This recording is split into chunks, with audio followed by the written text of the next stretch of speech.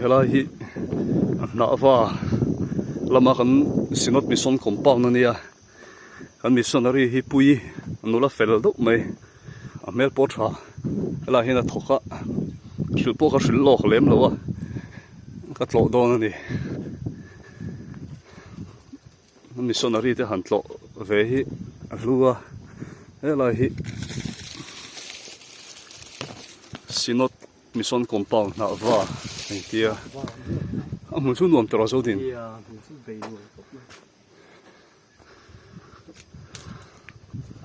helai hi kan missionary te inni tura ka ngai kan lut chopanga lai hin helai hin bikin pon dei tharing tro navalama kan sinot mission compound bikin po tha khop me ka local oro o ta he missionary pui a uma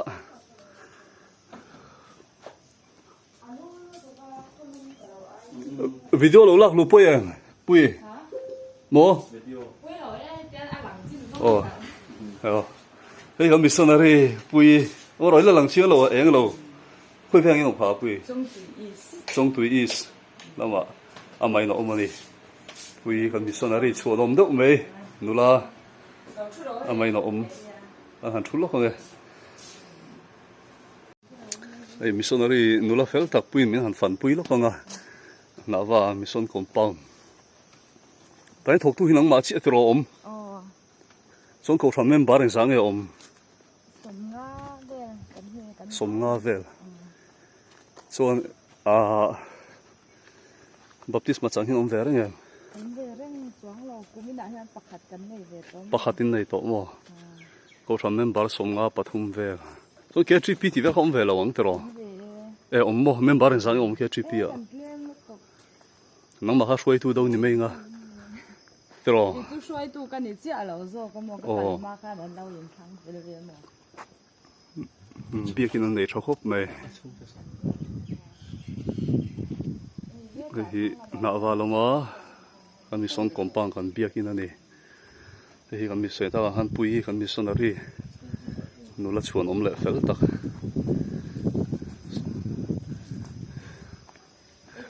so lam so enge pui so mi in so ko than upa te in mo ta son fencing bana om thaka mo ni mun pia wan te ku va te ta hian ni na om mo mun pia huan chuanin nge na wa chu mun pia tin sa manga ya tun i Friday kha kar kalta Friday kan natlang ang kan tia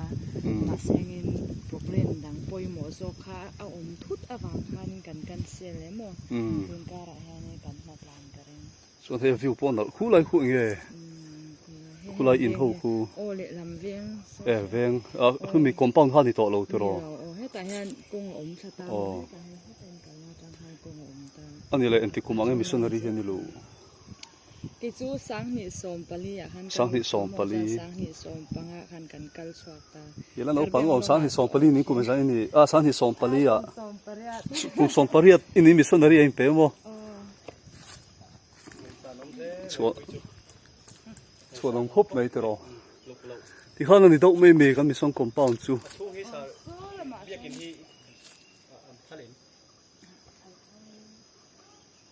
pui eng mo sei du ai so ron ho chu ve to me to me tro em kering du me chu me hai lo ngai chuang me ka lo in ti vak lo no me bikin chung chu za om ve do boka tro so hi engin nge kitchen son mi zo hi nang ma chi mi om okay ma che om ti la zirtir tu pa ni aron zirtir tu pa nin om mo ni hi sangar ngar sia tra sa khop me hei campus chu he lama anung lama te po so alang them te tangin kong ching chung lam sia hei mai mission compound khi lai po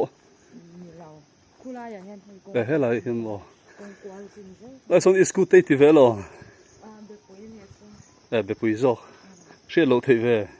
ha isku mu ve hei connection pa ngai me ha e tenki nei nga la kha connection tui har sa em nó tục lo tu lai tu phổ lai te le ne oh oi ha huan sam hi hau tak vel tu kan he ro pa la ka mo son ram thar na ma chang hian enge ron tlo to che ram thar committee ti vel eng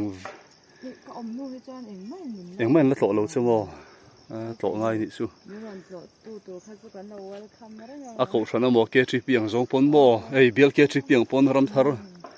lama fe chua program a hen rong khal tur ani hi na wa lam chu pui lo hoi le lo wo chiang do in o hi pui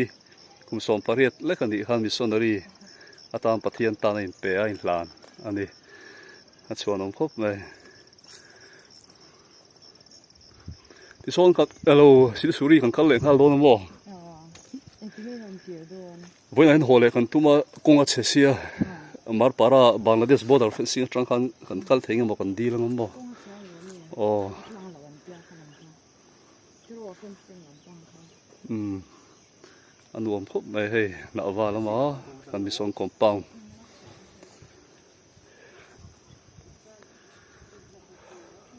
an thu to khang